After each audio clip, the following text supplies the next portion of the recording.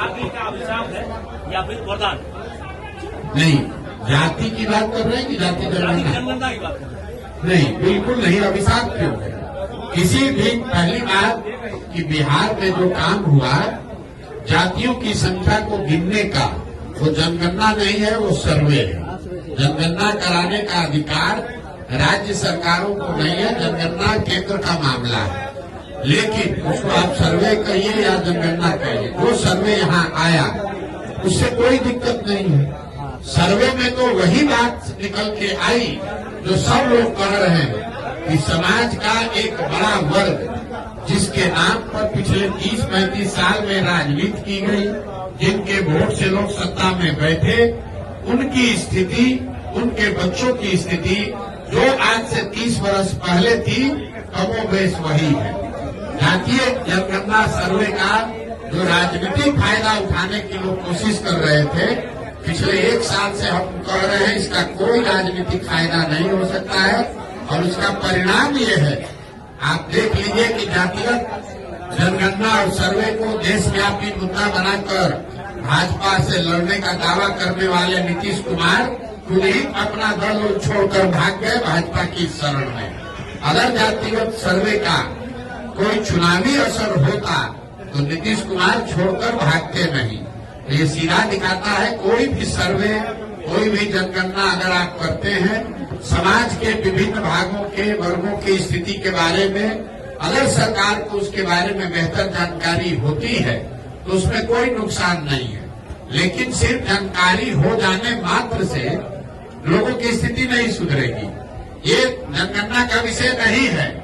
पूरे देश को मालूम है कि बिहार देश का सबसे गरीब राज्य है। ये जानकारी तो सरकार के पास है, तो इससे क्या यहाँ गरीबी खत्म हो गई? पूरे देश को मालूम है कि बिहार सबसे अशिक्षित और बेरोजगार राज्य है, तो क्या यहाँ उससे शिक्षा की स्थिति सुधर गई? ये तो ऐसे हुआ कि आप पुस्तकालय में, लाइब्रेरी में जाइएगा, आपको सारे किताब रखे हुए, उससे आप ज्ञानी थोड़े ना हो जाइएगा, आपको सही किताब पढ़ना भी पड़ेगा। तो जनगणना से जो स्थिति निकल के आई उससे स्पष्ट है कि बिहार में गरीबी, अशिक्षा, भ्रष्टाचार, भुखमरी बहुत बड़े पैमाने पर है।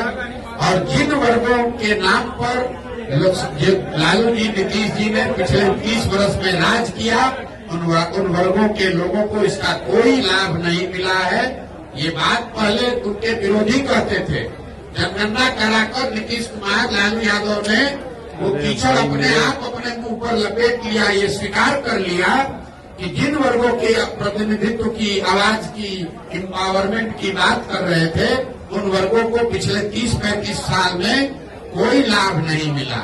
ये जो कहा जा रहा है कि सत्ता में जो लोग बैठे हैं, तो भाई ये बताइए कि अगर जो समाज में अति पिछड़ा है, जो वंचित है, जो मुसलमान है, दलित है, महादलित है, अगर उसको लाभ नहीं मिला तो उसके लाभ का हकमारी किसने किया? जो लोग सत्ता में बैठे हैं उन्होंने तो किया। तो सत्ता में 32 साल से बैठा कौन है? लालू और नीतीश। तो अगर हकमारी हुई तो सबसे बड़ी हकमारी लालू और नीतीश ने की है। इनको किसने रोका है? आज अभी सरकार में थे लालू नीतीश, साथ में किसी अल्पसंख्यक को गृह मंत्री बना देते, उप मुख्यमंत्री बना देते।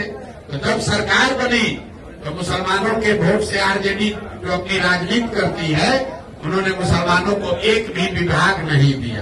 अभी राज्यसभा में अपना भेजे हैं एमपी, राज्यसभा में किसी मुसलमान को नहीं भेजा। मुसलमानों को भाजपा का डर दिखाकर वोट लिया, लेकिन उनको प्रतिनिधित्व नहीं दी, भागीदारी नहीं दी। तो किसने हकमारी की? भाई प्रशांत किशोर तो है नहीं, कांग्रेस तो वहाँ है नहीं, सत्ता में है आरजेडी, और मुसलमानों ने वोट दिया है आरजेडी को।